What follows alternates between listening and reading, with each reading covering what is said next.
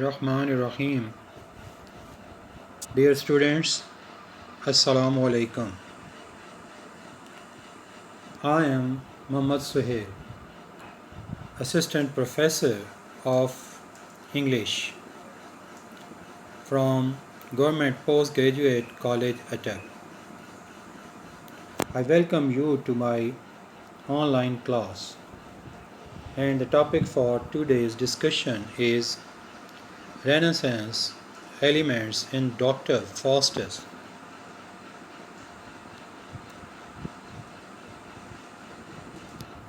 Students, if we like to give you an introduction, the Renaissance gave birth to a new age in England. It cleared off the cobwebs of ignorance and superstition. It made the way clear for the diffusion of new thoughts and new ideals. It developed the passion for knowledge, infinite, and love for more and more power. Deep learning began to find flavor. People of this age began to take interest in the exploration of new world and in the adventure.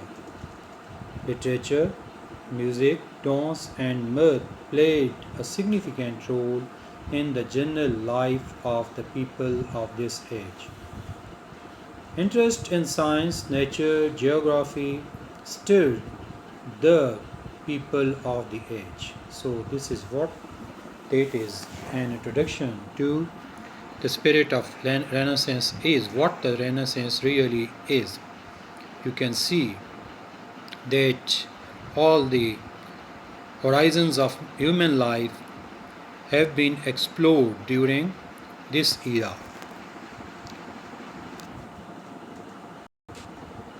Dr. Faustus. The Renaissance inspired the writers of the age to give expression to the values that the Renaissance had brought in its way. Marlowe also showed his love for the Renaissance spirit. His Dr. Faustus reflects all the important features of the Renaissance. The hero of the play is a great Renaissance figure. His career may be described as the microcosm of Renaissance humanism. In fact, Marlowe's Faustus has the restless curiosity, writer's imagination, and the audacious desires. This is what even being reflected or even being impressed by the spirit of Renaissance. Dr. Faustus was so moved, so you may say driven, that he had put at stake even his hope of salvation and redemption.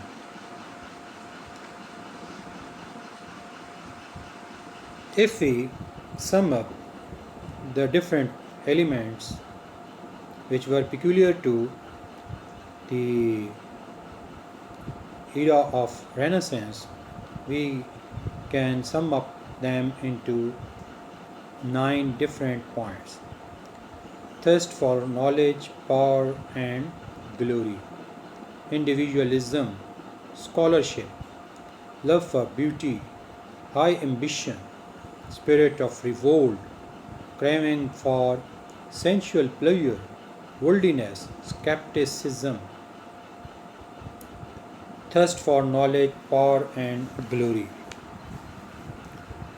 This is the key element of Renaissance, is that everybody was in, you may say, quest for knowledge. They were very, each and every person was very much desirous of heaping up or exploring the different nooks and corners of the universe in order to gather a great deal of knowledge whatsoever that may come to him. Same is the case with Dr. Faustus, that we see that the great scholars of Wittenberg, when he enlisted the different branches of knowledge in which he had excelled, like medicine, logic, history, and certain other branches of knowledge, he came to the conclusion that these branches of knowledge were in no way appropriate or suitable for the extraordinary wit with which Dr. Faustus had been gifted. So he came to the conclusion that even after excelling in all these worldly branches of knowledge, what Faustus is, yet Faustus and a man, it means that his, you may say, desire lies somewhere else. He likes to heighten or raise up his status from the level of a common man. So he liked to gather what? The godlike powers. He liked to attain deity, power and glory. He was not at all satisfied with the, you may say, fate or position of the great emperors of this world. He asserted that all the emperors are but obeyed within a limited, you may say, areas. But he liked to stretch his approach to the universe, like he liked to split up the clouds, and he liked to even uh, raise up the spirits and glory. This is what that he wanted to be a glorious figure. He wanted to be a prominent figure as he was being moved by the spirit of Renaissance, that everybody wanted to like or attain glory. They like to be prominent. They like to be full of grandeur, pomp, and show.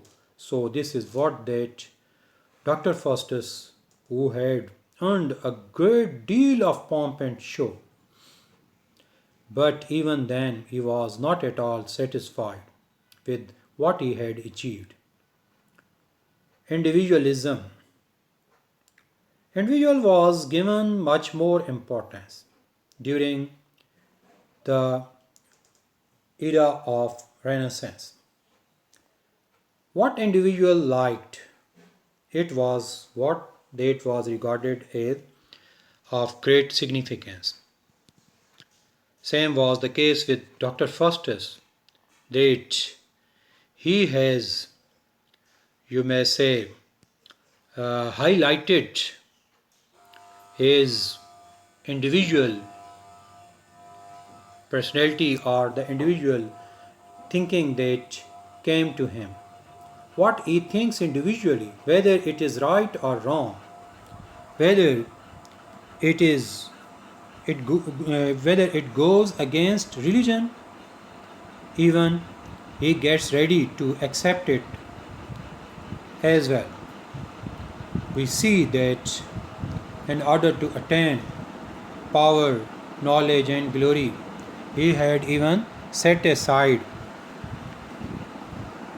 the hope of his salvation, even, and he had what embraced or adopted the prohibited art of necromancy, because this is what that suits to his individual thinking, and this is what that he takes proper for himself individually.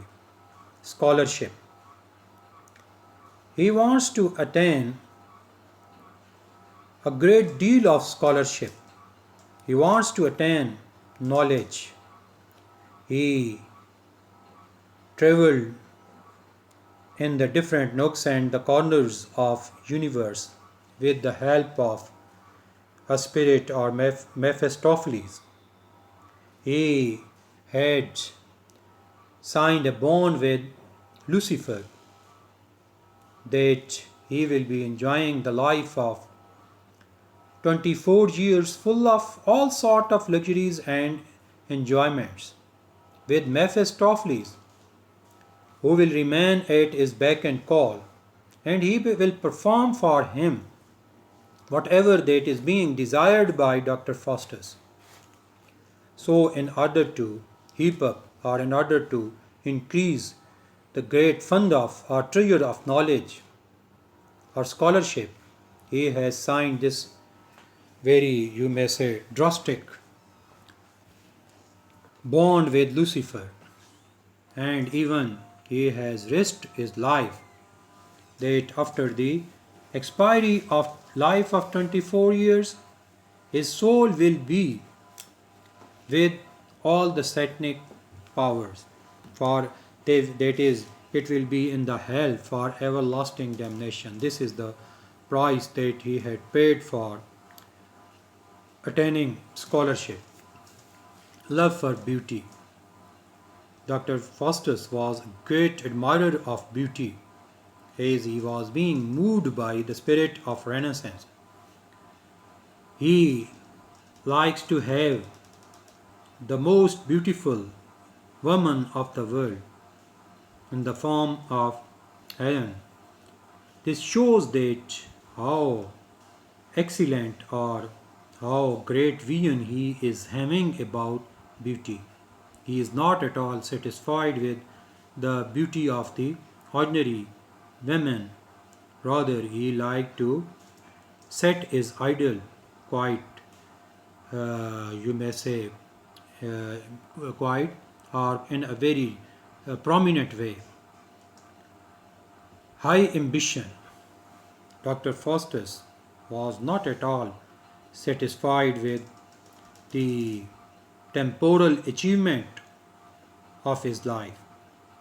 He had quite different kind of ambition, and his ambition, or in order to attain his high ambition, he could not decide its means whether they are justifiable or unjustifiable. He did not even care about the justifiable means even. He adopted for himself something different that was regarded as what prohibited art of necromancy, so that he may be praised by or appreciated by or lauded by all the people of the world. He likes to set his ideal in a quite different way. He likes to protect Wittenberg. He likes to earn great deal of wealth for his people. He likes to even gather great force in order to protect his country against enemies. So all this shows that he was having a high ambition, or he was an ambitious person, and this is what he was quite in line with the spirit of Renaissance, or the people who were the contemporary of that very age. Spirit of revolt. Dr. Faustus shows the spirit of revolt even. He exhibits this very spirit that he has even revolted against God Almighty. He, quite contrary to the will of God, that no mortal being should ever go near or touch the prohibited art.